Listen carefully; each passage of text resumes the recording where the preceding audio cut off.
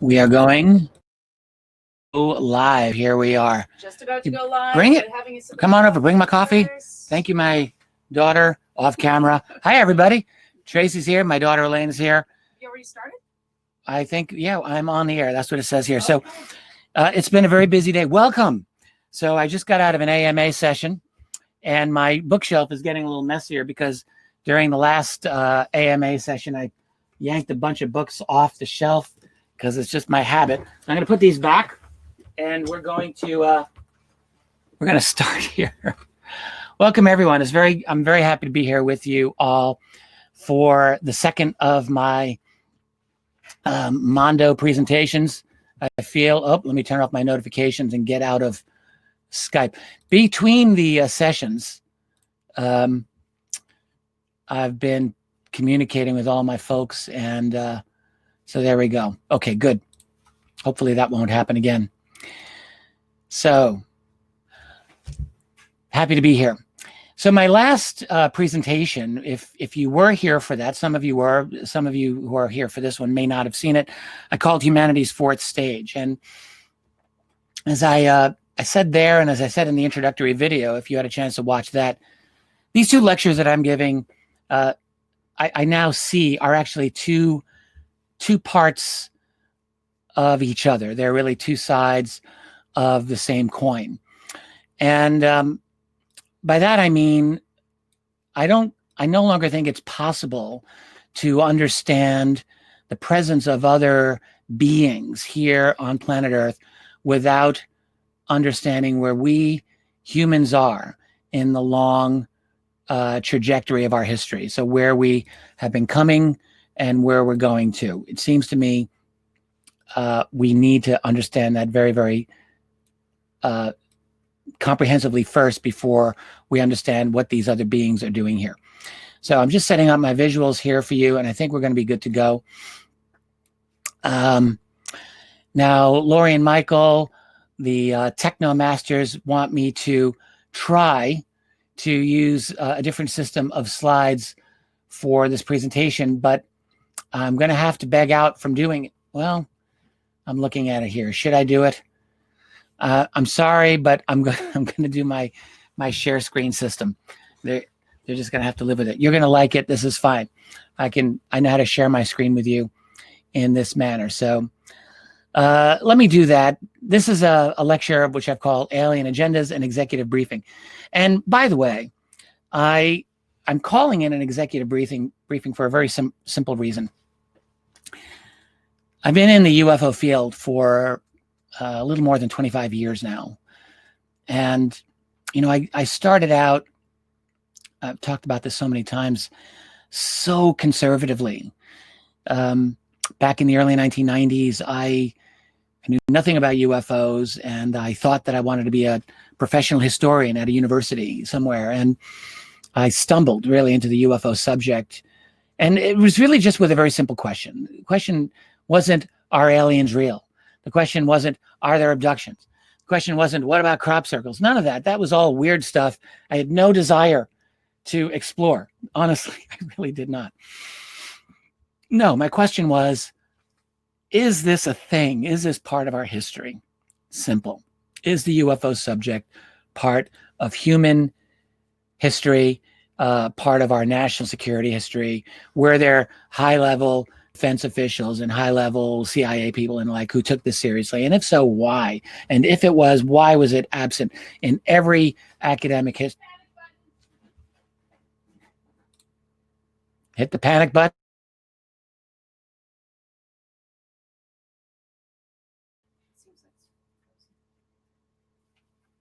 8, 7, 6, 5. Yeah. 4, 3, 2, 1. Now remember, there's a delay for them. Let them. Yes. Leave another 10 seconds. I'm waiting here. If you've got this, I'm just waiting for a few seconds so that we can reset. Hi, everybody. I was informed that we had a frozen screen. This did not happen in the previous presentation, I'm happy to say, but it happened here. And what we have in the eventuality of a problem is we have a little panic button. That's what it is, and it resets the connection, and it puts everyone into a new room. And that's, Tracy just told me I needed to hit the panic button. I clicked it, and we are now in a new room. So thank you. Okay, so we can reconvene here. So basically, I was just talking about how I got into this whole thing and into all the weirdness. And what I quickly realized is, yes, this is real. This is part of our history. And that's when, of course, I got pulled into the whole rabbit hole. So let me begin sharing my screen here with you on what we want to get into, because I have a lot to cover here. So, of course, in our world today, there's a picture of Luis Elizondo. This is CNN. You've probably seen this image a lot. We talk about UFOs in our society now in a way that we never did before. And that's absolutely a good thing. Like, it's good for us as a society to be able to have a conversation on UFOs in such a way as that we just, 20, 30, 40 years ago, this was not really possible. So it's a, mainstream media, whether it's CNN or Fox or other places, are actually now asking, are these UFOs real? And they're keeping it open that these UFOs are real. No one is really getting into whether or not aliens actually are here. Like folks over at TTSA, of which Elizondo's part, and the mainstream media, you can see they're really taking these baby steps down the road toward asking questions. But the fact is, the questions are being asked. And so it's a very good thing, in my opinion, that we're having this conversation. But look, we can go a lot further in this conversation. And that is why I'm having this. I'm calling it an executive briefing, because I want you to take this in the sense of me briefing you with what I think is our best information right now on the alien agendas, plural. So yes, I am going on the assumption that there are aliens that are here, and that there is an agenda, and that there are actually multiple agendas. Some people would even think, well, can we even ask the question of what kinds of aliens are here? Like, are we there yet? And I think for a long time, I was one of those people. I said, well, I don't think we're there yet. I think, we need to get the facts straight. By the way, I've got a little cup of coffee here. You have to allow me to have a sip every now and then. So thank you. I think we are there. I think it's not the same as saying I've got a FOIA document here that proves that the CIA was having high-level conversations about UFOs, because here's the declassified document. No, but I think we can, with reasonable application of intelligence and reasonable logic, we can infer a few very, very important things. And that's what I'm going to be doing here. So one thing we can absolutely say is that the UFO phenomenon continues to be anomalous. And by that, I just mean it's unexplained. Whether it's the Tic Tac UFO of 2004 or any other UFO phenomenon that you can think of, going back through the 1940s and even before that. So we have more than enough evidence, a mountain of evidence showing that this phenomenon is unaccounted for. We don't have a way to explain it. And that the best evidence we have indicates that at least part of the phenomenon, the core part of the UFO phenomenon, very likely includes what we would call aliens. And I think we have to work on that assumption. We could say they're interdimensional aliens. We could say they're human beings from the future. We can, although I don't think that is the case, but the fact is that they are not us. They're a civilization that is not from here, and we can make that assumption. They do not belong to our society, our civilization. So there's just too much evidence to support that. So we want to ask what kinds of aliens are here. But this is the part of the lecture that I did not expect to get into here with you. About a week ago, when I was really diving into one question, I went down this side road, and it came to me that this is an important side road. So I'm going to spend about 5 to 7 minutes discussing it. And I want to share this screen with you. Turn my screen share on again. And there we are. This is a little 5 to 7 minute sojourn into the ancient aliens hypothesis.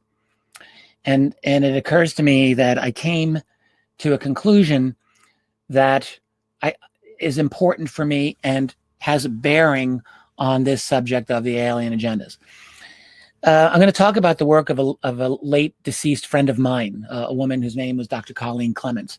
Colleen lived in Rochester. She worked here for many, many years. She was a professor at the University of Rochester and also at the Rochester Institute of Technology, and she was a brilliant lady. She died in 2011. So in my early years as a UFO author, I became friends with Colleen and another friend of ours, a philosopher by the name of Bernie Angelo, who I have one of his books on my shelf as well.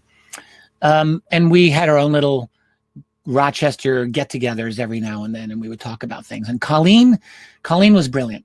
And I want to talk a little bit about her two books and my revisiting those books in the last couple of weeks. And they were actually quite revelatory for me. So it was her assessment that the human race is a hybrid race, and that was very likely genetically enhanced by extraterrestrials sometime around 40,000 years ago. Now, there's a range there. I'll get into that in just a moment. This has to do, her argument is based on a couple of different areas of analysis. One is on genetics. So the genetics comes down to something known as the D allele of our microcephalin gene. What is the microcephalin gene? This is a gene that it's very important in regulating our brain size and our brain development in Homo sapiens sapiens. That's us. Now, here's the thing about it. Genes have things known as alleles. We don't need to get into a whole genetic conversation here about it. But an allele known as the D allele of that gene, turns out that's a very important allele. And we only have had that allele for estimate of about 40,000 years. It could actually be, there's a range here. It could be as little as 14,000 years, and it could be as much as 60,000 years. So what geneticists do is they split the difference, and they usually come down to 37.5 thousand years ago, which is in between 14 and 60. I'm rounding it to 40 just for convenience. We really don't know. But roughly speaking, it's around that period of time that the human race got this allele. Now, why is that important? Why does it even matter? The reason it matters is all geneticists seem to agree on this, that this had to have come to us through inbreeding. That is from an outside source. That is something not from the human race. That's what they say. Now, that's pretty interesting. The governing assumption of probably every geneticist that's out there is that, well, it had to be the Neanderthals, since they were around 40,000 years ago, and we now know that, yes, human beings did interbreed with Neanderthals. So what's the big deal? Why is this such a problem? Well, here's the thing about it. In Colleen's books, which she wrote in 2006 and 2008, we had not fully mapped the Neanderthal genome at the time, which we have done. And Colleen, I thought, was very judicious and very rational about her thesis. She said, look, if we find the D allele in the Neanderthal genetic structure, then that, she says, would weaken her argument quite significantly. She said, we just have to wait and see. I think her hunch was that it wouldn't be found. And guess what? It hasn't been found. I did my own research into this quite recently, expecting that the D allele would be found. And to my surprise, actually to my shock, geneticists have not found it. In fact, they have no evidence for it at all. They maybe they leave open the possibility that it's there. Maybe we just haven't found it. Maybe we will find it. But the fact is, we've been looking and it's not there, guys. So what does that mean? Well, one thing that Colleen made a very, very definite point about was, if we do a Neanderthal DNA analysis and that thing is not there, then we have a paternity issue at question here. Like, who's the daddy? What is the source of that critical component in our genetics?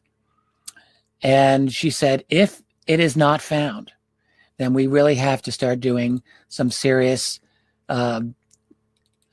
analysis or some serious rethinking, because that allele coincides with the explosion of human creativity and human inventiveness in all kinds of areas, not just art, which you see here. Let me show you something. This is really quite fascinating. So, in fact, I added this just this morning. I've been tweaking this presentation for you. This actually came to me in the shower, like some of my best ideas. That's just how it is. So this one, I realized I want to look at the earliest forms of human art that we have found. And these actually are it. This is even Homo sapiens. This is something that was found anywhere. It's from 200,000 to 500,000 years ago. This is not even Neanderthal. This is pre that. Some of the earliest human Homo sapiens artwork that we have, or let's call them designs, are here and here. This is sub-Sahara Africa. And you can see it's like a very interesting pattern of lines from around 70,000 years ago, long time ago. And this is something also 60,000 years ago from Southern Africa. It's not really all that involved. A couple of lines in a obvious form here. And this is the one example that I've seen of Neanderthal art from around 60,000 years ago in France in a cave. And it's, you can see it. And I'm not trying to disparage these forms of artwork, but now compare them to what suddenly appears, and it is very sudden, around 40,000 years ago. This is human, Homo sapiens sapien cave art in Spain. And you can also see there's another, an object, an animal here. And, there's a lot of high level of technical expertise that just is not anywhere else. And take a look at some of these others here. This is Indonesia, 40,000 years ago. It's an inventive, powerful kind of way to communicate that you don't see in any of the earlier forms. Or look at this. Unbelievable artwork from about 40,000 years ago in what is now Germany. A tiger human, a tiger man, actually, right? Or lion, actually. It's just extraordinary. I mean, the artistry, it's absolutely beautiful. It's stunning. And here's one of the early Venus sculptures that we have, also from around 40,000 years ago. We've all heard of the famous Venus of Willendorf. And that's quite old. That's like 25,000 years ago as well. So, and then, of course, all the cave art, places like Lascaux and the like. So my point is very simple, that you can see a jump in artistic genius, really, that happens in our species at seemingly around that time. Those are some of the earliest examples of human art that are available to us. Now, back to the D allele. I want to go back to something that Colleen talked about here. When you do a genetic analysis of the D allele, it's not in 100% of the human population. It is in about 70% of the human population worldwide to this day. So that means it started somewhere and it spread through it was positively reinforced through selection. And so now we're at a point where 70% of the people in the world have this allele. Where did it start? Well, we don't know exactly, but we have a pretty good guess that it started around here in North Central Asia. Why is that? Because in the Mongolian population, they have a 100% incidence of D alleles. The second highest population is the Yakut population near Siberia here, all the same region. And with lower percentages, the farther out you go. So it's a reasonably good argument that this allele was introduced to us somewhere in this general region. That's interesting. Here's something else that's interesting. Another area of expertise that Colleen had was ancient mythology. She was really quite conversant with this, and not just one region, like Zachariah Sitchin was an expert in the Mesopotamian, Sumerian mythologies. Colleen really knew, she was a great student of world comparative mythologies, and a real expert in what we can call the earliest sky god, or what she called the sky diver myths. What are the sky diver myths? Well, I'll get to that in a second, but they started by her analysis, probably in the same region. Now, that's a long argument, and I probably won't really, it's not to our benefit for me to go into all the details here. But suffice to say, I think she made a darn good argument. And where you see is, as a result of that, oh, did I want to get into the, well, I'll just jump ahead. So these are some of the sky gods. The earliest one that she can identify is actually Mongolian, and it was a deity named as Erlik Khan.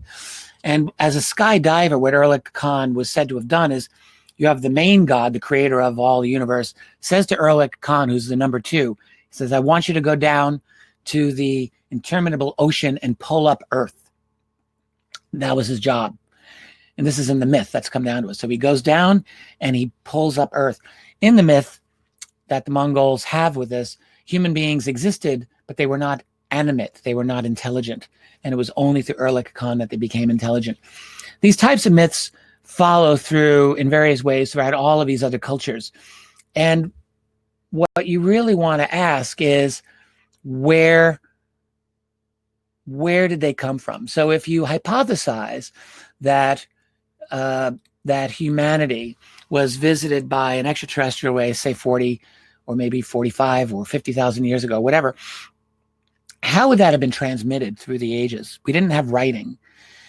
What we did have, though, was oral communication and poetry. We did have poetry. Poetry is how you can remember a long, long oral story. You remember it through poetry. And so I think it is actually not an impossibility that early human beings, as Colleen suggested, encountered these sky gods who manipulated our genetics. Perhaps you have a group of people looking at humans at the time saying, close but not quite there. Let's tweak them a little bit and let's see what happens. And you have this eventual explosion of creativity. And that could very well have come down through these variety of sky god myths that came from a central source and went down to places like India, went over the Bering landmass into North and South America, and went west into what is now Europe, and even went down into Ethiopia, where she traced these variations of the fundamentally the same myth. It's very fascinating. And again, you know, I could have done the whole lecture on that, but that is not the whole lecture. I'll just leave you with this last quote from her book, which I rather liked. She said, scientists may currently prefer Homo neanderthalensis and its presumed ancestor Homo erectus as candidates for the other species who interbred with us. But the old texts identify that species as an extraplanetary species. That species is called variously a sky being, a Benaha Elohim, a watcher, an Anunnaki, an Asura, a member of the Aeneid, a fallen seraph, or other names lost to time. There's Horus, the Egyptian god, who's also another sky god and benefactor of mankind. And here I showed you some of these. So yes, I think that she was onto something, and I don't know for sure, but I think the thing that convinced me was, at least to take it seriously, was the fact that after 11 years of having Neanderthal DNA, they still have not found that D allele. It's still not there. So here's the implication that I want to leave you with before I move on to the alien agendas.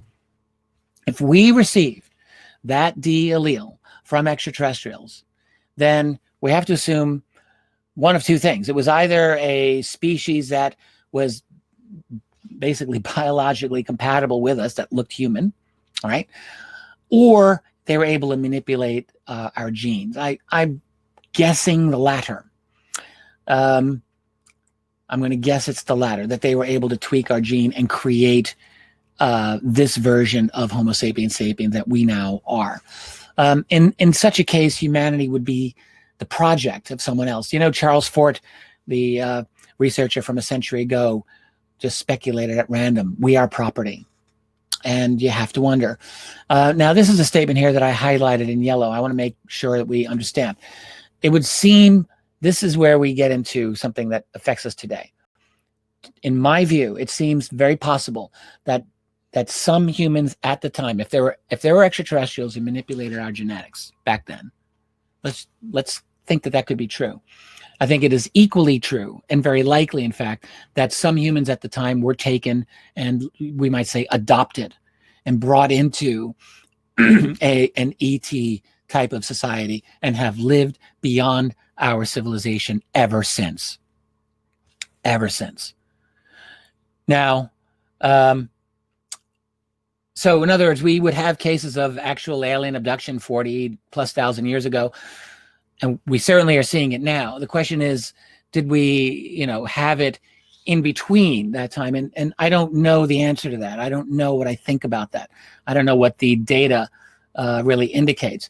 But I asked myself, could we have been modified as a species way back then? I think the answer is yes. Could we have been monitored all this time? I would say probably yes.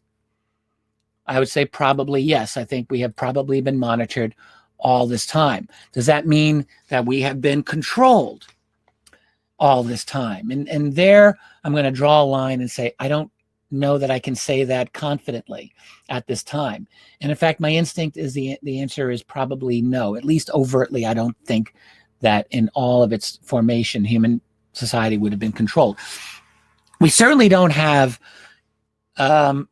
any, what I would say, high profile, ongoing types of UFO cases that go throughout the ages. Yes, there are UFO sightings. Yes, there are interesting stories that occurred during hundreds of years, thousands of years between when we first could record stories and in the 20th century. But look, it's a very low profile scenario. Like if there were aliens that were here all along, they certainly weren't announcing themselves to us. They certainly weren't making it clear to all the people, like in medieval society here, that they were here walking among us. That was not an assumption that people had. So yes, people believed in spirits. Yes, people believed that they had visitation. So maybe you could say that's what it was. But I think the answer is that they were low profile. And it makes perfect sense to me. Why? The fact is, throughout most of our history, we have just not been that interesting. Like, that's the reality. Look at that society back there. Like, what can they actually do that an advanced extraterrestrial race is going to be blown away by? All right. There would be absolutely no point for ETs or any other intelligences from elsewhere to announce themselves to us at all.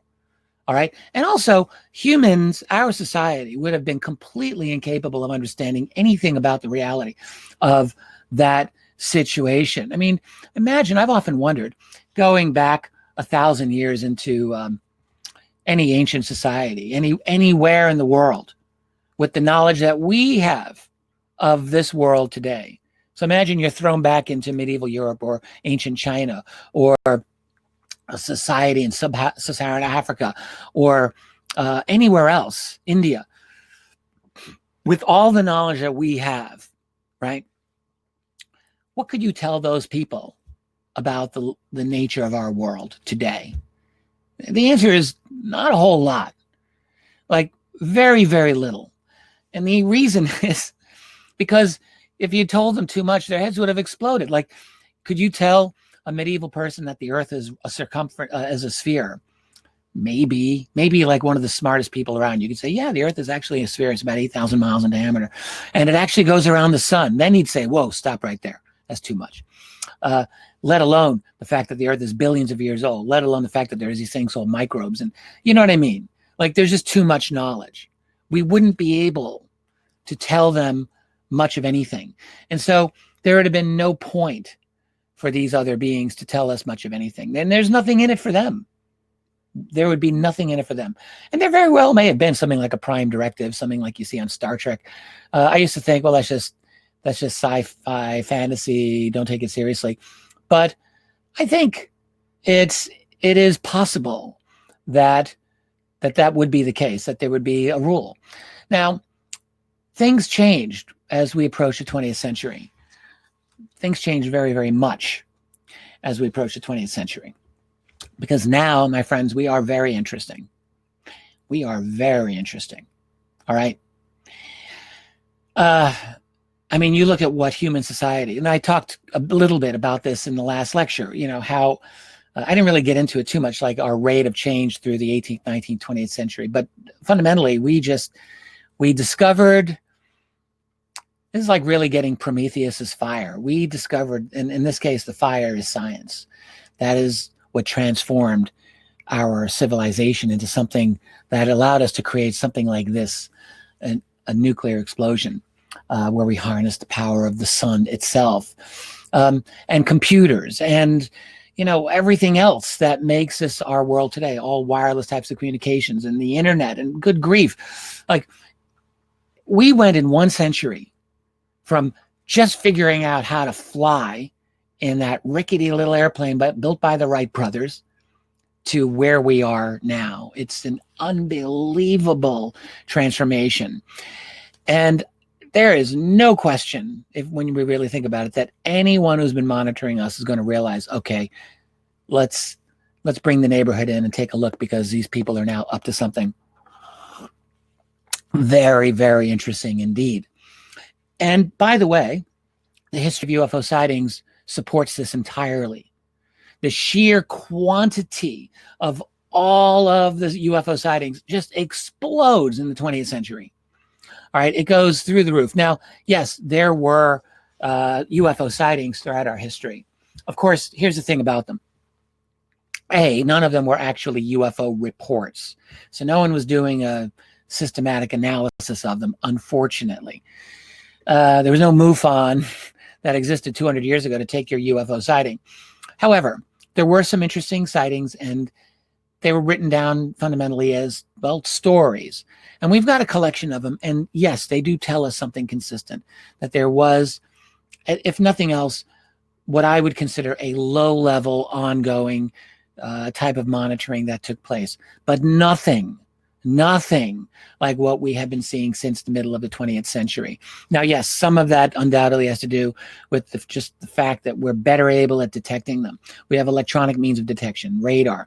We're up in the air ourselves now. We're flying, so we're above the clouds. We have much greater ability to see things that people who are just on the ground can't see. So yes, we have to account for that. However, we have to rationally recognize that it is our own development that has had probably the prime influence on why we're seeing them a lot now. In other words, they're not here because of our planet. We have a great planet. It's a wonderful place. But that's not fundamentally why they're here, in my view. For me, the evidence tells us they're here because of us, because of humanity right now, because of the fact, frankly, we're about to leap right into their world.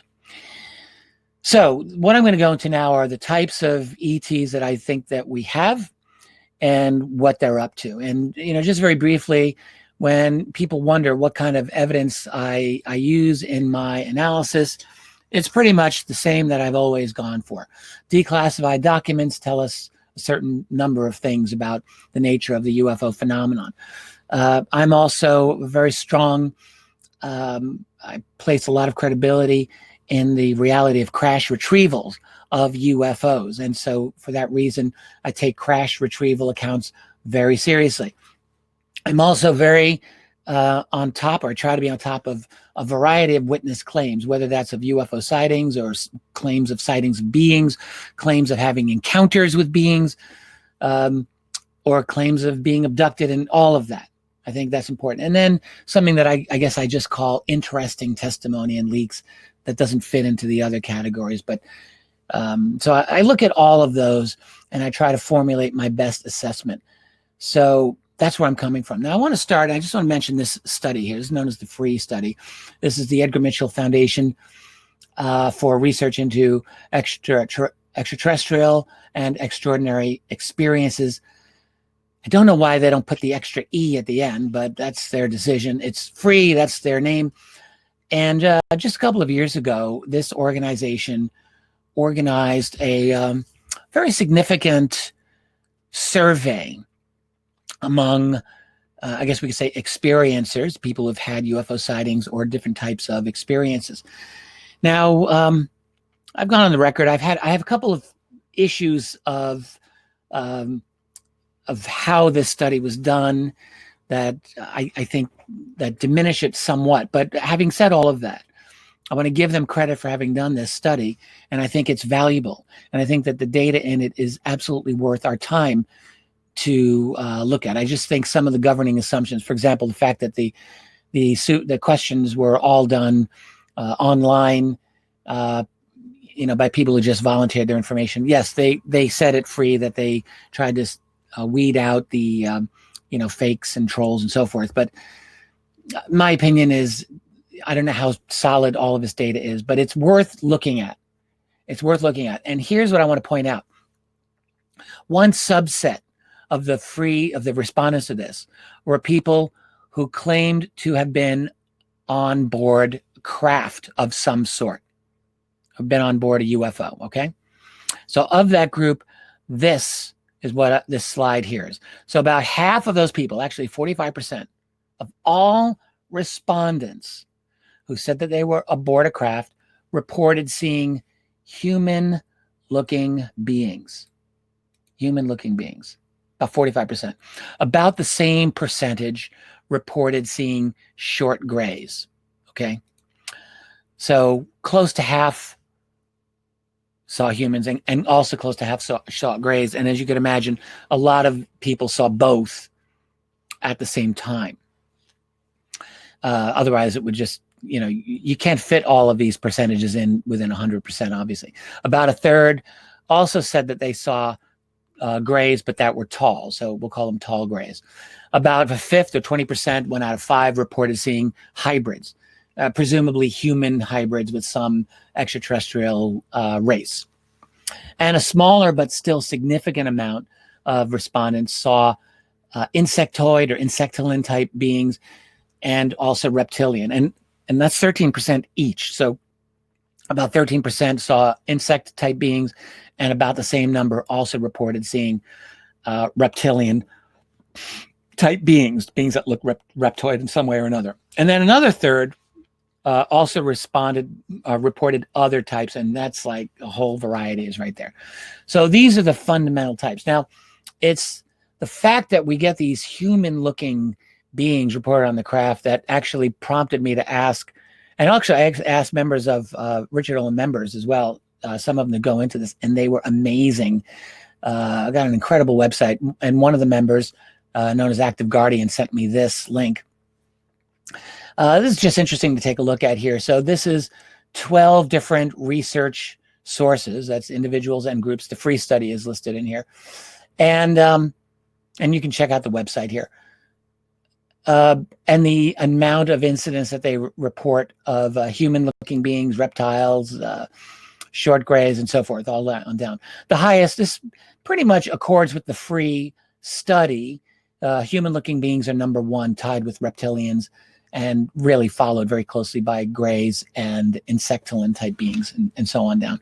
So thank you, Active Guardian, for that. And thank you, members of the Richard Dolan site. There's a very, very cool meetup group of ours that meets in New York City. They're amazing people, and they were involved in a lot of this. And just folks in general, I'm very grateful for all of their support. So anyway, I want to get into the humans beings in a moment, but the variety that we're seeing here tells me something. Now, look, we have to account for the fact that some of these descriptions are undoubtedly faulty. Some may be absolutely not true. Some may be screen memory. Who knows, right? And some also come down to the interpretation of the original artist, who may have their own interpretation that may not be exactly what we saw. So we have to account for all of that. So the fact that these are not necessarily all completely accurate. But having accounted for all of that, it seems that there is a variety, and it tells me, or it hints to me, that we genuinely have a variety of beings that are here. That's what I think is the case. This was a series of drawings that I want to thank the artist who did this. I don't know who this artist is, and I apologize, but it's too important for me not to use this. Of a variety of faces of beings from the 1940s right up to the early 90s. And you can see a lot of, and these are all responding to specific cases that are here. You can look into it. What I did is I just took them, I separated them out into groups. So I just want to show you. So you've got a variety of these cases of human appearances, more or less. I mean, these are pretty unusual eyes here, but basically human looking beings. So you have a certain number of those cases. You have a certain number of cases of hybrid type beings. These, in my opinion, sure look like hybrid types to me of varying levels, right? And then you've got a variety of grays, a large group of grays. And there are some variety here. But even accounting for difference of descriptions, you see there's a lot of common. This one has whites in his eyes, and this one's a little odd looking, but all of them are comparable in my view. Here's one with a hood. Very interesting. And then you've got, all type of others, which I call the kitchen sink. And you can see what I mean. This is the Hopkinsville, Kentucky case from the 50s. This is a furry little teddy bear that was from South America in the 50s. This one looks like it was from the classic children's book Where the Wild Things Are, if you remember. A couple of frog type, amphibian type beings. Here's a reptilian. This is the Virginia, Brazil case of the early 90s. This is Pascagoula, Mississippi, 1970s, and a variety of others. I don't know that I believe all of these cases, but nonetheless, you get a variety here. It's interesting that you have a few reptilian, amphibian type cases. Could these be true? Well, yes. I mean, I'm willing to say they could be true, and here's why. This is something that I've only recently really had to come to terms with myself. I'm going to stop sharing the screen for a moment here because I want to talk to you directly here.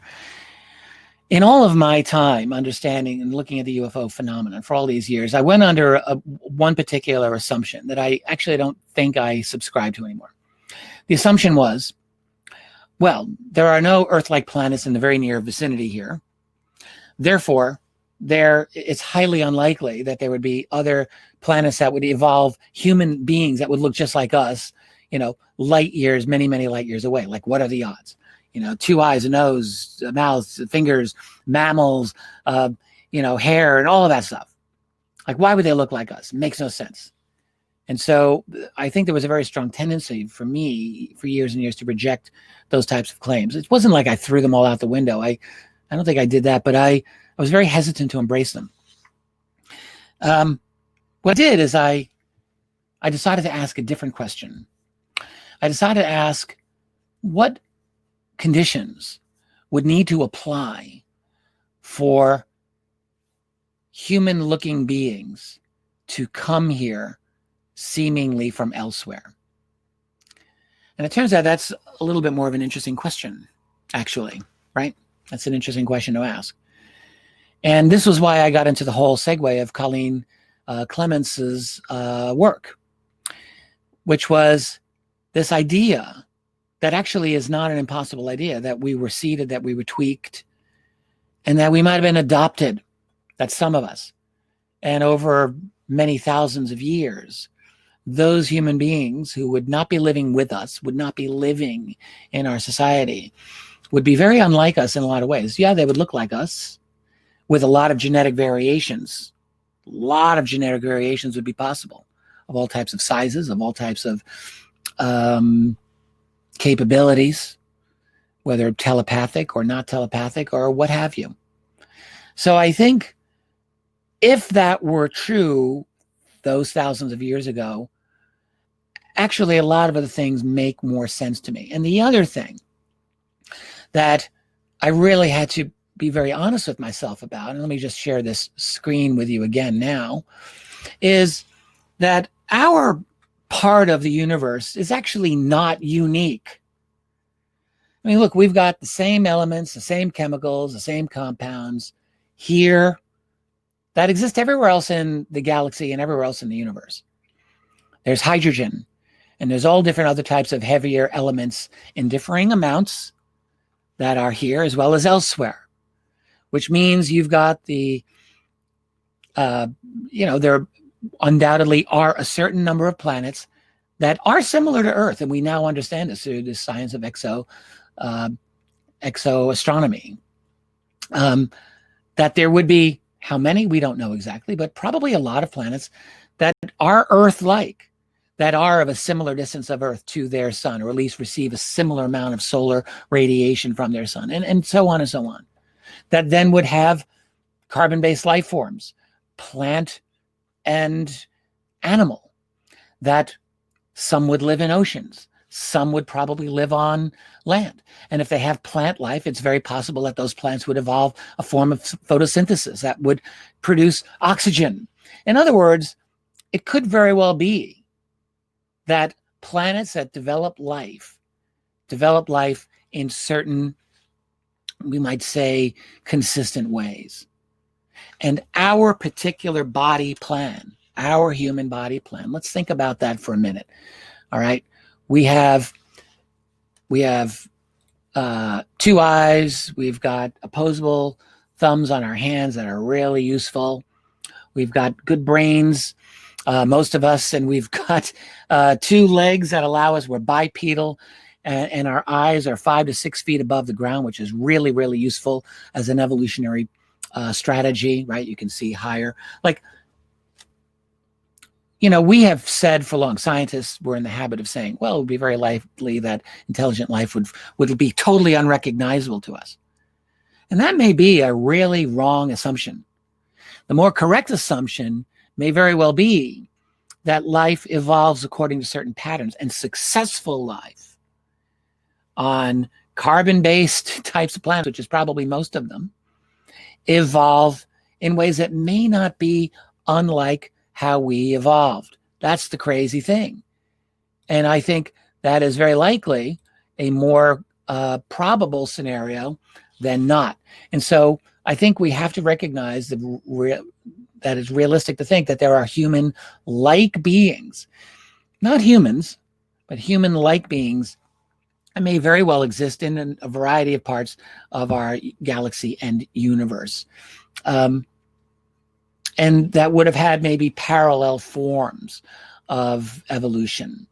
So I think that is entirely possible. And the last thing that I'll say on this particular slide is, and I think this is important, if we work on the assumption of a densely populated universe, a lot of different bipedal types of creatures that are intelligent, then actually many of the encounters that people have reported make a lot of sense. They make a lot more sense. And so that's an important thing for me to understand. And I hope that wasn't boring to you, like thinking, okay, let's get on with the alien agendas here, Dolan.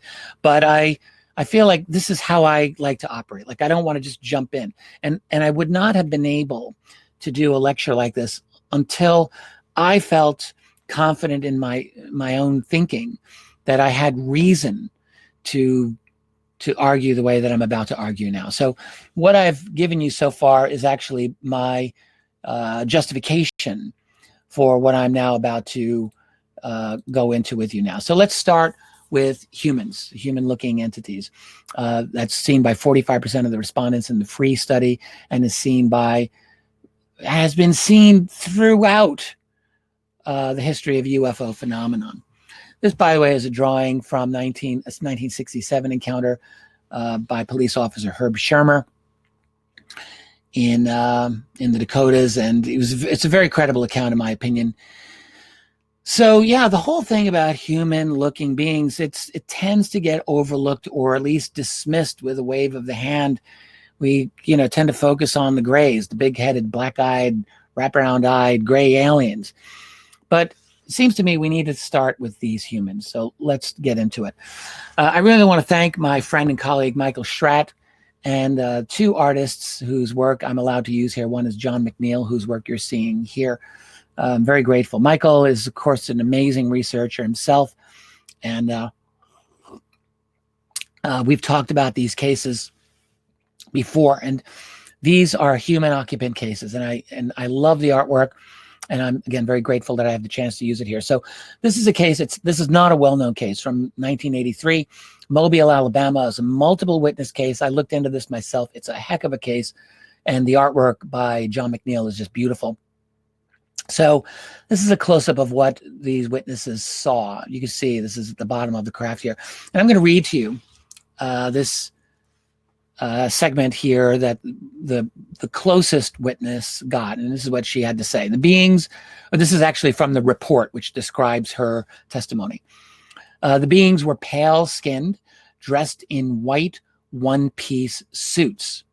She judged them to be about our height, 5 feet 10 inches, quite slender, but with chests larger than ours. The top of the head more prominent, no hair. This is where I think the artist may not have quite, it looks like they've got hair there, but nonetheless, let's keep going. No hair, and having the lower half only of ears similar to our own. I'm amazed that she was that close to be able to see, but perhaps she was able to see. And you have to wonder, the lower half, so was the upper half of the ears like different, like pointed, or like Spock in Star Trek? I don't know. She noted nothing out of the ordinary about the eyes. I'm assuming she couldn't see them closely, but maybe they weren't big black wraparound eyes, right? What did draw her attention was the great grace of their movements. The atmosphere seemed sterile. Well, that's very interesting. Now, you know, I had some conversations with Michael about these and his opinion. I really respect Michael. Well, let me just go on. I'm going to talk about this next case first before I get into the implications. And this is a better known case. This is from New Guinea, 1959. It's known as the Reverend Gill or the Father Gill case. And I want to thank Michael again for this, as well as the artist Tom Bogan, with whom he worked a lot. This is a very interesting case. It's a very well substantiated case. Reverend Gill was a missionary in Papua New Guinea, very close with a number of the people who lived there, were natives of that region, doing missionary work. They were all, I think, very closely knit. And for 2 nights in a row, 2 evenings, not nighttime, it was getting late in the day, but it was still light, they had sightings of this type of a craft right here. It's fascinating, and the artwork is really, really, really beneficial for us. So what they saw was a kind of craft where beings were standing on the top, and there was a kind of communication that was going on between the people on the ground who were actually waving to the folks on the top who were engaged in doing some kind of work, but they waved back at a variety of points. And the people on the ground had, I think, like flashlights, and they were shining lights at them, and the people on top were shining lights back. And it was like all of this mutual waving and goodwill that seemed to be exchanged. And then it was just for 2 nights, and the craft did not return after that. Father Gill wrote a very, very extended description of this. He had the people who were witnessing this with him all signed this document. It's really fascinating. 1959. And I want to show you one other very amazing artwork, actually. This is, again, from Tom Bogan, and Michael Schratt commissioned him to do this. This, I just want to mention, this is another case from 1959, and this one is from New Zealand. Very interesting case. Michael brought this one to my attention, and what you have in this case was a woman who was out, I think, doing laundry in the early evening, and she sees a very clear UFO. They actually did a rendition of it, and I don't have it in this piece here for you, but at some point, a being came out and was standing in front of her, and he looked, I guess, kind of like this.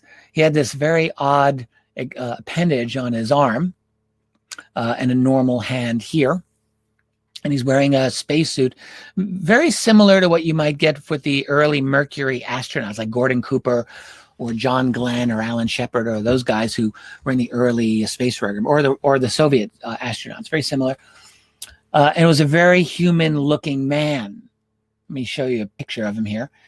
Now, this one, I don't know if this is an accurate picture, because I asked Michael, I haven't read the testimony in this one, but he said, well, in her testimony, he just looked more human than alien. So I don't know if he had a weathered face or anything like that, but he looked totally human.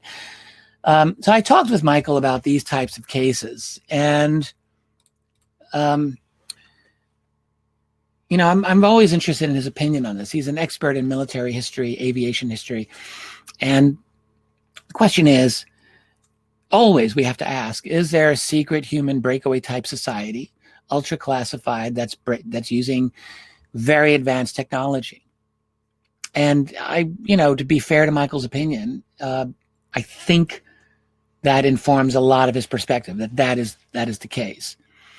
And my own take on this, and I said this to Michael, and I'm going to say it to you, is whereas I believe that there is a percentage of UFO sightings that certainly likely are of our own classified technology, I have a very difficult time squaring that with the full rich history of these encounters. And for example, there are some serious reasons not to consider even these encounters as classified projects. One thing that I want to know is, where would they be based? Where is this infrastructure that is building human flying saucers? And the fact is, not anyone that I've ever encountered who researches, not Dr. Joseph Farrell, not Michael Schratt, not anyone, has really ever told me where they think the primary manufacturing infrastructure of these flying saucers is. And the reason is not that I'm not here to attack them. I have tremendous respect for both of them. But the fact is, nobody knows. That's the thing. We don't have an idea. And the other problem with this theory of a secret classified society is that there are quite a few instances of these human occupants speaking a language that the witness says was incomprehensible. Now, it's one thing to say, like, if they were Russian and you don't speak Russian, it would be unlikely, in my opinion, that most people would say, well, it was an incomprehensible language. Like, people who don't speak Russian still can normally get an idea that it might sound like Russian. But that's not what people will have said. Or if it's German, if you don't speak German, you would have a general idea, or French, or almost any other language, particularly of major technologically advanced nations of the time that you would expect to have advanced secret projects. Like, most of those languages are pretty comprehensible to most of us, even if you don't know the language even a little bit. Like, you can identify it. Spanish is another one. Like, you don't have to know Spanish to know that you're hearing Spanish. So that is the problem that I have with that's one problem I have. Another problem I have with the idea that these are humans in a breakaway society is simply there are too many accounts of telepathic connections, even with these humans. There's enough of them to make me think there's something bizarre here. So no, I'm not satisfied with the explanation that this is a classified program. One thing that has to be pointed out is I am not aware, I don't think of any cases in which these human-looking beings are perceived as actually hostile or aggressive or scary in some way. They're often standoffish. Sometimes they're friendly, but they're not aggressive. But they, in my view, and this is my assessment based on the information that I'm seeing, they don't seem to belong to our world. And to me, that's very important. Now, and this is an image that I want to talk about in a moment as well. Let me first ask a couple of questions here of these human entities. We can ask, where are these people? Do they live underground? I think, well, I suppose it's possible. Would they live underground in the long term, like for hundreds of thousands of years? I would think that would not be a very attractive prospect, in my opinion. If I were an advanced human race, I don't see why I could possibly want to live underground for an extended period of time for much of my life. But I would say it's conceivable that there would be secure bases where they would live. Do they live off-world? Again, I think the answer is probably yes. I'll get into that again in a moment. Have they lived among us without our knowledge? I'm giving my probable answer is yes, to a to some extent. To how much extent, I don't know. Do they live in a type of Atlantis sort of antediluvian society that we don't know about, that is lost to time? Where would they have gone? I don't know if I have an opinion on that. I don't have that as my leading answer at this time. Do some of them live or work with other aliens? I think the answer to that is absolutely yes. So I'm going to tell you now what I think here. Now, in this case, let me just talk about this. This is known as the Peter Corey case from 1992. Peter Corey is an Australian man, and he had a very interesting case. This is called the hair of the alien case. And just very quickly, I'm going to describe this. Peter Corey woke up. This is a very bizarre case, but there's scientific evidence here that makes it quite compelling to me. He wakes up and he says what he says are two nude women at the foot of his bed. This is 1992. Now, it sounds like it's out of some kind of crazy sitcom, but this is what happens. They don't look totally human to him, and it's frightening to him. And it has to be emphasized that Peter Corey, at no time ever wavered in what he said, and never really felt comfortable telling the story, it seems to me. So the woman whose image I just showed you a moment ago seemed to be the lead, and there was a much more Asian Chinese woman next to her with black hair, who did not seem to be doing anything, seemed like a student. They have what seems to be a near sexual type of encounter, and he fights and resists, and he goes into a coughing fit. And I'm not getting into every bit of detail here. We don't need that for this purpose here. And as he's coughing and coughing, they disappear. They're like gone. Now, ordinarily a story like that, you think, well, that's just crazy, and why pay any attention to it? Except for one thing. There was a hair that was left behind that he was able to preserve and was subjected to genetic analysis. And the interesting thing about the hair, and this was written about by researcher Bill Chalker in a book called The Hair of the Alien. And what we learned is that particular hair is a very unusual piece of hair, strand of hair. It belonged to a unique and rare subgroup, Chinese group in southern part of China, of a group that you could almost say was aboriginal, that lived in a forested region. It didn't get out much, but all examples of that hair were black, not blonde, and this particular hair was blonde, and it was definitely not bleached. So it was a very unusual, and there are other interesting things about this we don't need to get into, but I've always been struck by this case and the fact that the women just disappeared, as far as Corey was able to tell. And so what does that mean? Well, that's a really interesting thing. So that might tell us that there is a human hybrid group that has access to very advanced technology, very, very advanced technology indeed, that can appear and not appear, but they're human, sort of. I think we have to accept that as a likely reality.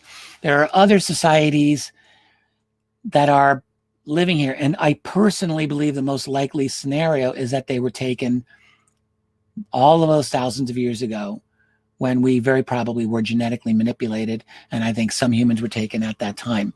I believe that all of the very human-looking entities that we encounter most likely come from Earth. They are us, but they are in a totally different place, genetically, culturally, biologically, in every way that we can imagine. So they look like us. There's an affinity there, but they, in a lot of ways, don't have a lot in common with us. That is what I believe is the most likely scenario, and that is what I go on as my best estimate of what we're dealing with these humans. Now, there's a number of contemporary accounts also that are really quite fascinating, and also that we have to, I think, take very carefully in this context that I'm trying to explain it. There's the story of the enigmatic Mr. Janus, and I want to talk a little bit about that. Prince Philip, who's still alive, he's quite elderly at this point and well into his 90s, has had a lifelong interest in UFOs. And during the 1950s and for many years after that, was very close with a gentleman named Sir Peter Horsley, who in his own right is was a fascinating man, a very capable guy. And it's not hard to see why he would have the confidence of someone like the Prince. Horsley, on behalf of Prince Philip and his powerful interest in UFOs, did some research on the side for the Prince back in the 1950s. And on one occasion in 1954, had an encounter in London in an apartment with a gentleman identified only as Mr. Janus. This is not a photograph of Mr. Janus. I want to point this out. This is a Shutterstock image that I looked and looked and looked for an image that encapsulates this man as best as I could find. And I think this captures him. The only difference being that this gentleman here looks a bit older than the Mr. Janus as described by Horsley. The Mr. Janus that Horsley described was like 40. Like, so really in kind of is a bit younger than this man. Having said that, this is a fascinating story. And Horsley had a long conversation with this man who sat in a chair and talked with him and Horsley was convinced that he was an extraterrestrial and was convinced for the rest of his life.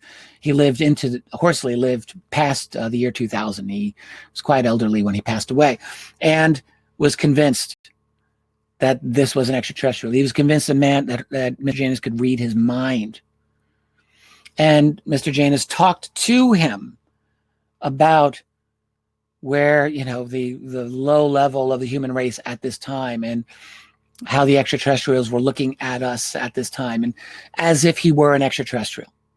And Horsley, who I believe was a high-level RAF fighter pilot and he was one of those like MacGyver type guys, like who was just skilled at everything. He was not someone that you would think could have the wool pulled over his eyes easily at all. He was a very, very astute man who had seen a lot of the world.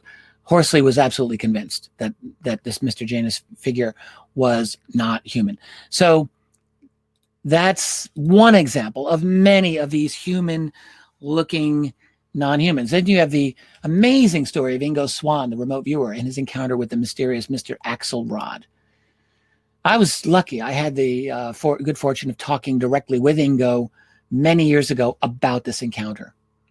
And I was lucky to spend an evening in the home of Ingo Swann way back in 2000, I think it was 2003. And I really liked and respected Ingo Swann. And he was a brilliant man, incidentally, and an amazing library. But back in the mid-'70s, Ingo had an encounter with a man known only as Axelrod. And I've talked about this. I wrote about this at length in volume 2 of UFOs on a National Security State. But essentially, this is another case of what I think firmly was human-looking non-humans operating here quietly on Earth. And I'll just say there were people very close to Ingo who absolutely believed that Mr. Axelrod was a human-looking non-human. I don't know if Ingo believed it, but people to him, close to him, who in the intelligence community seem to have believed it. And then, I've collected a number of stories and other researchers of telepathic humans, that they look like us, but they're not like us. There's too many of these. So I think what can explain these accounts? All right. Well, I think what we must conclude, is that there is an active presence of human-looking beings who are not like us. All right. And I think they started when they were taken 40,000 years ago. So I've made this point a few times. I think I can move on. They live apart from us. They're monitoring us. They've probably been around us for a while. I don't know if they would have enjoyed living among us in medieval Europe. Who the heck knows? Or ancient China. I don't know. But maybe they lived among us all this time, or maybe not. There's a lot that I feel we don't know that we can say about them, but I think they have been here and they are here. Now, there's a couple of other possibilities here, and I just want to point this out. There's a possibility that, like as we saw in the movie Avatar, that maybe ETs can use human bodies as avatar. One of the very brilliant members of my website put this out as an idea, and I think it's a worth consideration. If we can take seriously the idea that these beings can manipulate souls. And there are stories about souls being extracted and put into temporary containers, as crazy as it sounds. If that is true, if the technology exists, if there is an ethereal, non-physical part of us that can be captured, put in a type of Faraday cage, I don't know. If that is true, if there's an ability for them to manipulate human bodies in that manner and to incorporate, or in, I guess we could say, come into a human body, then that's a technology that we would have to consider. And there's a third. There's the hybrid/hubrid theory that people like Professor David Jacobs have talked about, which I'm going to get into that in a moment when we get into the grays. This idea of creating human-looking hybrids. And in fact, I think that is true as far as it goes. I just don't think it's complete. I don't think that the hybrid theory is the complete explanation for human-looking non-humans. My final thought on this before I move on. I'm just warning, I'm telling my wife, and I'm telling Lori and Michael, I'm telling you, I'm probably going to go a little over from the 90 minutes. I'm not going to go so over that I blow out the AMA session that follows, but I'm going to take this as long as I need to take it. I'm just letting everybody know here. My final thought on these human-like aliens. They look like us. They basically have our genetics. There has got to be some differences, but they are not like us in certain critical areas. That is intellectually, that is telepathically, that is probably physically. You know, the sighting from Mobile, Alabama, where they were very slender and had large chests, that could very well be different genetics, that genetic tweaking and so forth. Maybe they were designer babies, like, you know, what the next generation of humans wants to create. Their science is different from ours. Their culture is different from ours. And by the way, when I talked in the previous lecture, if you were here for that, on the fourth stage of humanity, this kind of development toward one big ant colony of humanity. I mean, I speak about that pejoratively, but maybe I shouldn't. Maybe that's just the way it's supposed to be, that we become a big collective, that we're all connected to each other in some way. You know, all of the abductees who talk about AT capabilities talk about them being telepathic and all being connected into kind of like a, you know, like in the Star Trek Borg scenario, like in a Borg-like reality. Maybe that's the future. I don't think I like that future. I don't think I want that future for me or for my family or for you, but frankly, my desires don't factor into what's probably going to happen. So, but anyway, that very well may be, like, their culture is very likely different from ours in those key ways. Now, I think it's very likely, if I were told to give an intelligence briefing to some government agency, I would say you should expect that they have agents working deep cover, full time, as us. And I think we have to assume that they find our infrastructure, our society, very interesting and important enough for them now to be concerned. All right. 500 years ago, no way, not at all. We were not that interesting 500 years ago. We sure as hell are interesting now. And I think that's what we have to recognize. We have to take ourselves seriously as a society and recognize we have genuine capabilities now that other groups out there need to be alert to. Not just nukes, but everything else that goes along with it. They're clearly interested in our nukes. And again, I want to point out their interactions with us have generally been positive but aloof. And I think that also would fit with this scenario that I've been speculating on here with you. So let me move on to the grays, the fun grays. This is some artwork I yanked out from somewhere, I think Shutterstock. So we're talking about at least two types of small, large-headed beings.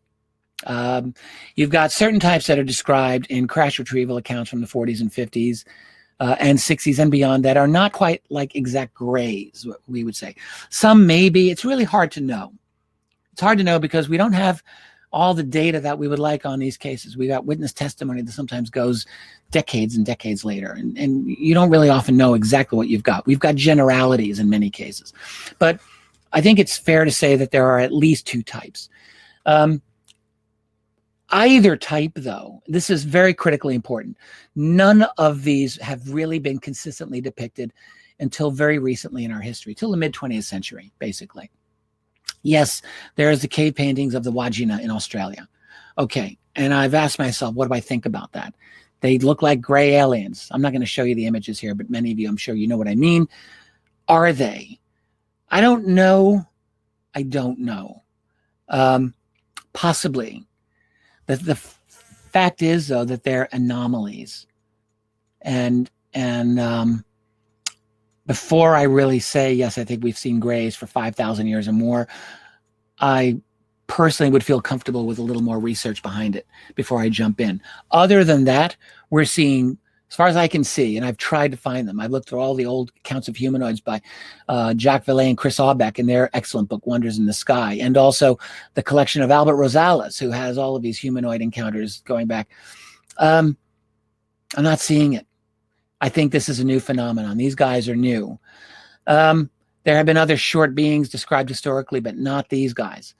So, but all short grays have been associated with abductions. They've been associated with landing cases and I think crash retrievals as well. Now, is there a crossover between the big grays, the classic grays with the big wraparound eyes, and other types of grays?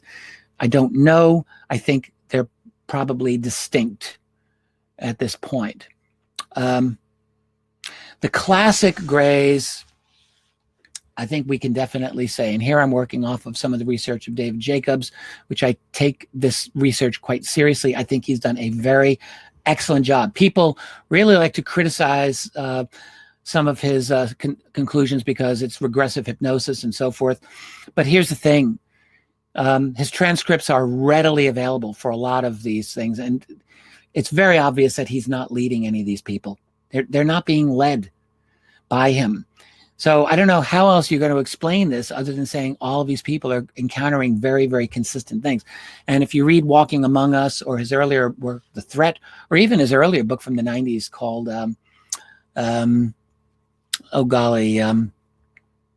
where he basically outlines the whole abduction scenario. It'll come to me. Anyway, I'm sure many of you are telling me what it is right now.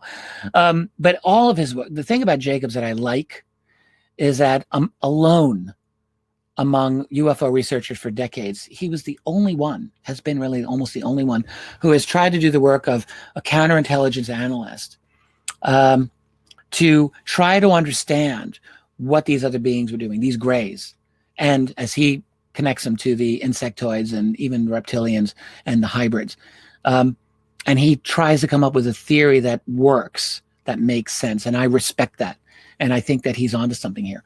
But these grays, I think we can say in his research, they're designed for work. They're artificially created beings. They don't do sexual reproduction. They don't take food through the mouths. They take it through the skin while they're in these little isolated compartments. Their communication certainly seems to be telepathic. They don't express emotions outwardly, as far as most people can tell. Sometimes they seem to express some emotion, but it's not like normal human beings, that's for sure. They are certainly highly skilled at managing highly sophisticated technology, and they are clearly interested in managing and manipulating human genetics. We've definitely got a breeding program going on here, some kind of hybrids. They do implants, all of that. They track us. All of that, I think, is we have to take that as true with the grays. And the abduction program that they are undertaking, I think that I'm at this point inclined to agree with David that their abduction program is not something that happened in ancient times.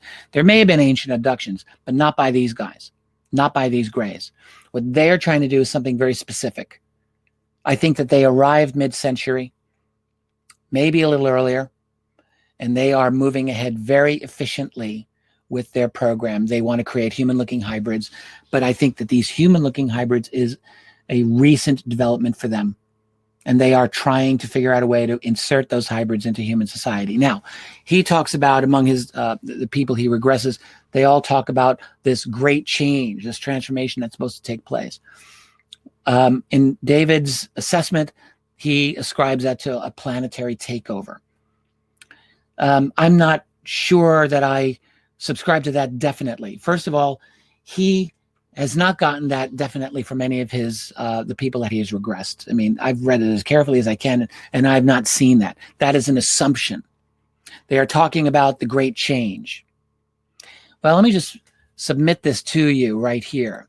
What could that great change be? That great change is very probably the fact that we humans are moving into the transhumanist age right now. I think that is the great change. I think the great change that we're seeing is what humanity is doing right this very minute. We are moving into pell-mell, pedal to the metal, fast, rapid change, and we are creating a completely new infrastructure, a completely new society, and ultimately a completely new type of human being or beings. That's the great change. Now, are they planning to dominate that? That is a question we have to ask, and that is why I say we must consider this at least a great potential threat. A great potential threat, but not necessarily one of planetary takeover, but it certainly has to be a consideration. You know, the desire to insert themselves quietly into human society, covertly, appears to be going on. Now, here's the thing. Their humans are not the only fake humans, if we can use that phrase, around. There are the other humans that I believe were genetically enhanced in over thousands of years and have been kind of with us all along. They're different. That's a different group altogether. Let me talk about infiltration. This is a picture of Pat Price, the late, great remote viewer. Pat Price was, in my view, certainly murdered back in 1975. He was an off-the-charts remote viewing genius, and everyone who's ever encountered him and all of his stories show this, all of his capabilities. Long before I met Tracy, who is a heck of a remote viewer in her own right, I was interested in remote viewing. And I studied these remote viewers and definitely studied the career of Pat Price. And this man was absolutely amazing. He was up there with Ingo Swann and maybe beyond them all, and Joe McMoneagle. So one thing Pat Price did is he actually walked into the office of Hal Puthoff one day in the mid-70s, early 70s, and said, well, on my own, and this is a guy, by the way, who had unbelievable record of success. So this is why I mentioned this. He said, I decided to do my own little remote views of ET bases on planet Earth. And in case you want to know, just an FYI, I thought I'd let you know there are 4 bases that I've identified of ETs here on planet Earth. One was in the Pyrenees, one was in Mount Hayes, Alaska, and a mountain range there. One was in Zimbabwe and a mountain system there. And one was in central Western Australia, where he described that one as you could almost say a kind of version of like in the movie Men in Black, where they've got the grand central station of aliens where they all come in and there's all of them that are there, except I think without the comic relief. But he said, yes, there's a variety of aliens that are there, along with human beings of our civilization who are there. And he said, then they noticed me remote viewing them, and he said, and I got the hell out of there psychically. That's an interesting story. And normally I don't know if I would want to include that, but I do include it here. I think because of just who Pat Price was, the fact that he was so extraordinary. So I guess I would just say take it for what it's worth. But I think, think of it this way. If the United States intelligence community was interested enough in remote viewing to take remote viewing seriously and to take Pat Price very seriously, then I think it's worth our while to take Pat Price's remote view of ET bases seriously also. And I think that that for me, that's something that I consider to be probably true. There's also a number of other claims from other UFO researchers over time. I recall getting one from the late Elaine Douglas, who unfortunately I don't have this case directly, but I remembered years ago speaking with her about this, and her research had told her that she had learned of human-looking lookalikes in the United States intelligence community. For what it's worth, high level or not, I don't know. Elaine was one of the most intelligent, analytical people in the UFO field that I ever knew, and I wish that some researcher would have access to that, because I would like to read that account more. But the thing is, what I feel like, if there has been infiltration of our infrastructure, and I think we have to consider that as a genuine possibility, then we've got to figure out a way to detect it, and we have to be able to do that to detect it without them knowing. And I think that's going to be a very difficult thing to do if they're well positioned and they have a variety of advantages over us, frankly, that we would make it very difficult. So I can see that I'm going to go over here, but I'm going to be honest and just say I don't care. I've got Tracy's going to be on with me later for an AMA. We're going to have Alejandro here for an interview. All of that's going to happen. So, but we're going to get this done as we get it done. So, and I'll just take a shorter break in between. I think that there's a likelihood of collaboration, and here I think Jacobs is probably right, between gray, insectoid, and reptilian types, and also human types, hybrids. In Jacobs' hypothesis, the insectoids are, or the insectilins, as he calls them, are dominant. That makes sense to me. And I don't know if I need to go into all the reasons why I think so right now. They are the least like us. All of the other types are various types of hybrids from them. First of all, and also in all witness testimony that we have, they are always the most powerful, the most dominant type species that is always portrayed. There's none that are ever portrayed as higher than them in the testimony of people who recall their abduction experiences. So I think we've got to take that seriously. Whether they created the reptilian species or not, I have no idea. It's not clear to me what the reptilian species role is in the grand scheme of things, but I do believe that those types are here. I think that there is a reptilian species that is probably here. On a personal level, I have less confidence in that than some of the other types, but I think I'm just going to say that they're probably here as well in the mix. There is a potential for a planetary takeover scenario, I think absolutely, or a transition that I spoke about earlier, simply the moving into the next phase of our existence. That could very well be the great change. There is going to be a great change. It's going to be one or the other. There are other types of beings, very wide range of them. I don't know how to assess the validity of all of them, but I do think that there is a genuine number of groups in our little galactic neighborhood who have come here. The thing is, none of them are coming out and landing on the White House lawn. And, you know, people wonder, well, why don't they? I think there's actually very excellent reasons for this. Let's talk about a few.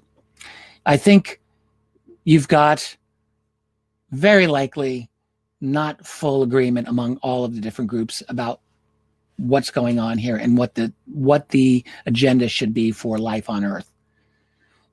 I think you've got different types of infiltration of the human population. Part of the reason I'm saying this is because every now and then some researcher or another will tell me exactly that.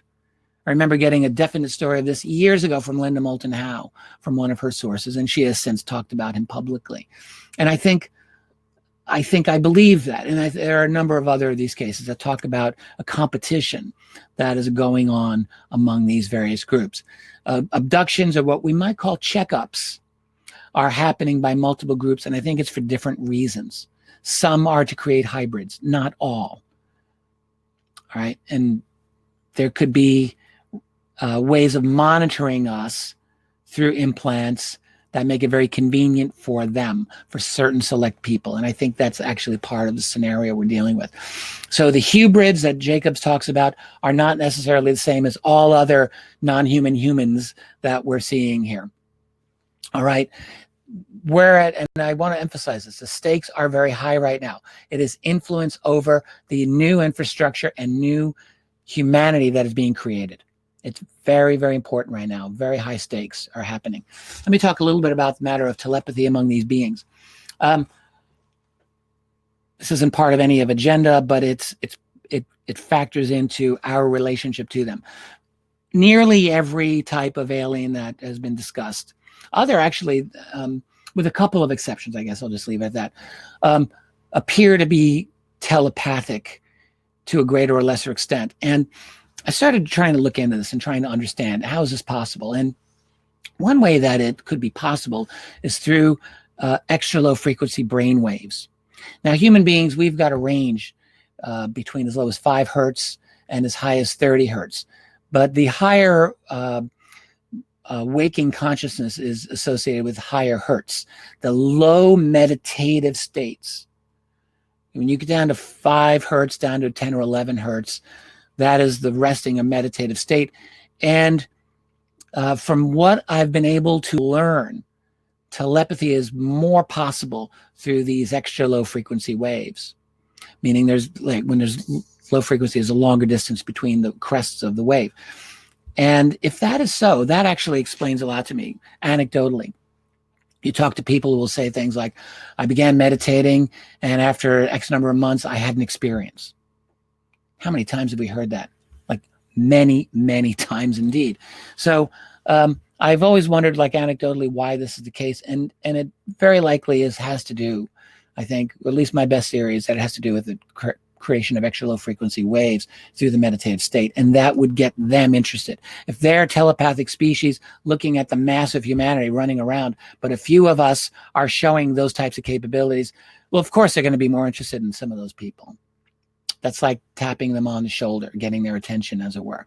They're going to find you and take a look at you. So I think it's not all about creating a hybrid species. Although I'm sure that is definitely part of it. One thing that Philip Corso wrote about in The Day After Roswell, he said that the aliens were using bands around their head in a kind of psychotronic technology.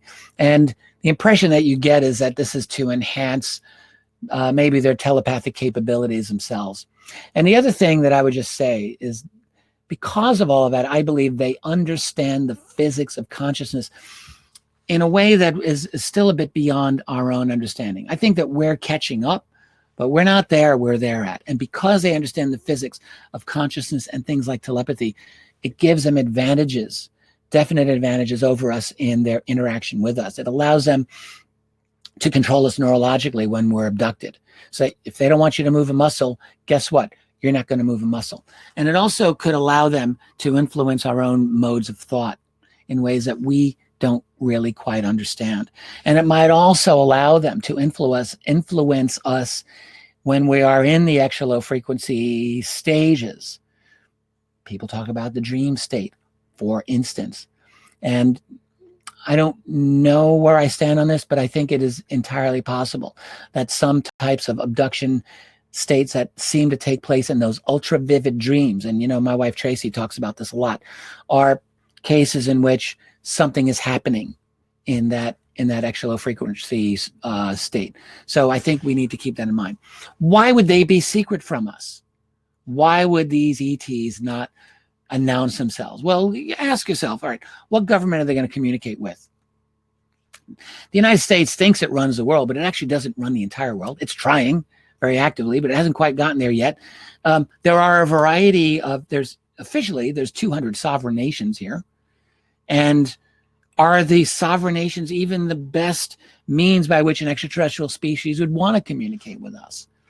And then the question is how to do it. Like, maybe they're not like us in a lot of ways, and maybe it's very difficult for them to communicate in ways that we can really appreciate. I'm sure they're different from us in many key ways. And they have to ask themselves, is it worth the hassle? Like, seriously, what's in it for them? What is in it for them 500 years ago to communicate with any human society that existed at the time? Now, today, maybe it's different. Maybe it's worth their while. And maybe, and I think this is true, they are communicating on a limited basis with those groups that have genuine power that are worth their while to communicate with. I think that's happening. And also select individuals that they find interesting. I think that is also true.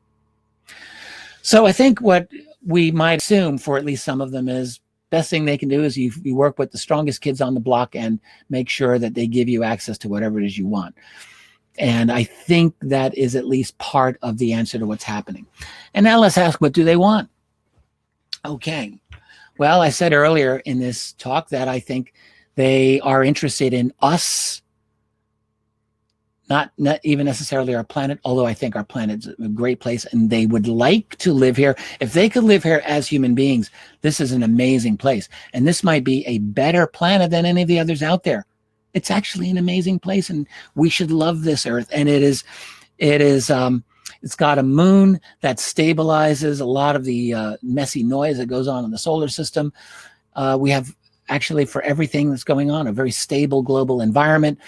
A lot of beautiful things. And if you can inhabit a human body and live here, and you can have the new 5G AI enhanced technology rolling out that can serve you in luxury forever, well, this might be a really great place for you. No matter how advanced, no matter how spiritual, no matter how incredible you happen to be, this could be a great place for you to live. So I think that we have to consider the creation of this infrastructure that we're about to create is an attraction. It's actually an attraction. Now, there are some of these groups that may actually want us out of the way. That's absolutely possible. We hear the messages. I'm going to get into that in just a moment. That, we're making a wreck of things. We've got warfare. We've got pollution. We're at a low level of consciousness. This is a message that comes through again and again and again, especially from the human-looking beings, but also from grays, also from all of these types of beings when we get messages. So, and they're definitely concerned about our nuclear technology. Too many stories to go over there. And I'm assuming that there are some who really want to help. But how do you help us? Like, really, how do you help us? It's easier said than done. So the messages that we get, and there have been some messages, anti-nuclear, environmental, the coming great change. This is a statement from Mr. Janus to Peter Horsley way back in the 50s. I'm going to read this. Man in his journeys through the universe may find immeasurable centers of culture far more ancient than his own. He'll discover a wealth of experiences infinitely more startling and beautiful than can be imagined, even other universes with different space and time formula. Man invading space for material gain or personal glorification alone will gain nothing. Worth thinking about. Look, I'm getting close to wrapping this up. They are very active here. There are way too many sightings, thousands of sightings every year. I don't know if they're as active as we were in the year, before the COVID shutdown, where we're flying thousands and thousands of flights around the world every day, but they're out here and they are active in our world. I don't know that they are overtly hostile. It doesn't mean that they don't have a hostile agenda covertly. And as I say here, they do what they want. So they're operating at another level. And speaking of another level, I'm going to get into the work very briefly of people like David Paulides and a few others right now. There's another dimension to what's going on here, whether it's ET or beyond ET. And I'm going to tell you, I don't know. I'm a very big admirer, a fan of David Paulides' work. I've got most of his 411 books on my shelf. If you really want creepy late night reading, you can't do better than that. Of course, it might keep you awake because these are some of the most bizarre missing person cases, disappearance cases that you've ever will come across. People almost just disappearing just like that out of nowhere. They don't make sense. They don't make sense. So they're suggestive. And I at various times have talked with David about this. I'm just going to give you my opinion. I think they are suggestive of a much higher and potentially malicious intelligence that is operating way above us. We have to wonder about some of the animal mutilation cases. They are not easy to explain. Some might be as black budget tech. Some of them, no. And they are indicative of an intelligence that I can only consider malicious. You've got some interesting ufology research. One researcher that a lot of people have kind of forgotten about, this man, Harley Rutledge. He was a professor, PhD, back in the 1980s, did some really excellent books, a project he called Project Identification. And all I'm going to say about it here is that in his very extensive, very scientific analysis of the UFO phenomenon, where he was out there with a team measuring this phenomenon, he came convinced that there was a precognitive, highly genius level of intelligence to these beings, whatever they were, like precognitive. And you get that with the skinwalker.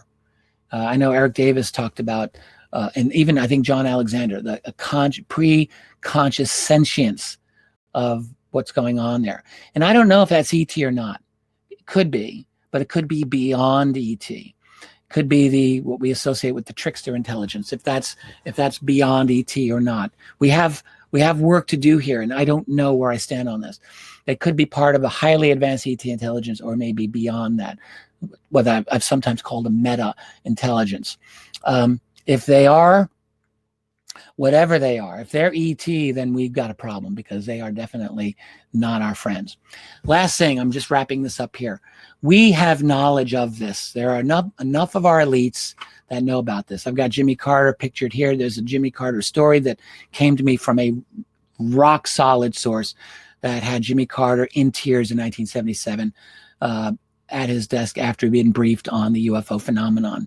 There's a statement of Dmitry Medvedev, #2 man in Russia in 2006 at Davos, where he talked about alien presence here. I don't think he was joking. Spanish general in 1976, Carlos Caballero, a fascinating statement where he talks about information being exchanged on UFOs internationally. Bob Dean's old story about NATO and cosmic clearance about NATO encountering UFOs in the 50s and 60s. I believe that. Also, I sat down a couple of years ago with the former chief of staff of the Portuguese Air Force, General Tomás de Silva, who arranged by my very good friend Francisco Mario Correa. General Silva was a man who told me explicitly about how NATO knew full well about UFO ET phenomenon that was going on. And there was really not much that he was able to do about it, but it is known. So look, some of our world leaders know about this. There is some level of consultation. I wrote consolation, that's a typo. Consultation.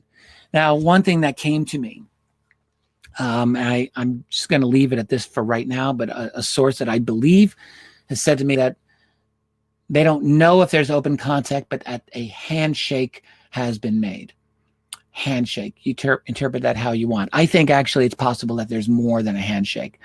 And I think it's beyond our formal and recognized legal structures. Many of you know what I've had to say about the Eric Davis notes on Thomas Wilson that came out, were leaked out a year ago. There is no question that those are legitimate notes, and that what they tell us is a story that in all likelihood, I'm guessing it's Lockheed Martin and probably other corporations have some deep knowledge in the world of special access programs of this reality. And they are totally protected legally. We're going to have a hell of a time trying to get through to them. I'm going to wrap this up. This is a big, big conclusion. I'm just going to read through it because it's important. Let me read it, and then I'm going to have to wrap this up because this is my final slide here. There is a human and non-human alien presence here. There are human aliens, let's just call them that, and there are non-human aliens that are here. They do not have necessarily the same agendas. All right.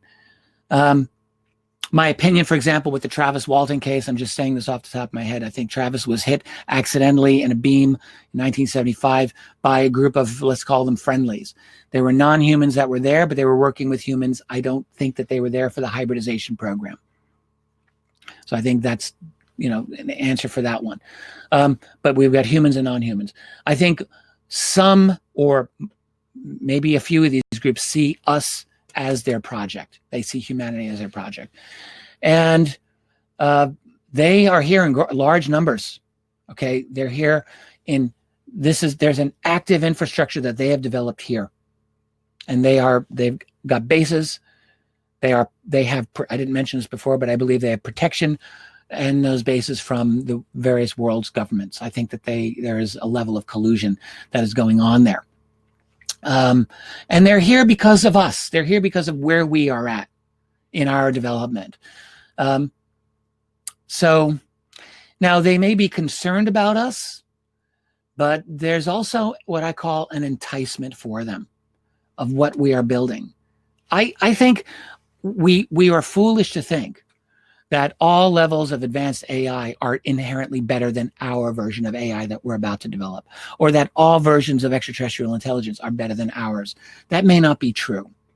There may be very specific things about us that make us unique and special, and maybe make us to be feared, and maybe make us to be desired. I personally believe that is true, and I think we need to consider that. So now, some I think are probably friendly. During our last AMA, I was asked about a well-known case known as the friendship case. It goes for many, many decades. And my opinion of that, and I just gave it off the cuff, and I believe that this is a true case. There are a number of these cases of these extraterrestrials who are here on a friendly basis and mission. My opinion, most of them seem to me, I probably would want to do more research here, but they seem to be the human looking ones. They are the most friendly. That makes sense to me, frankly. They are most like us, aren't they?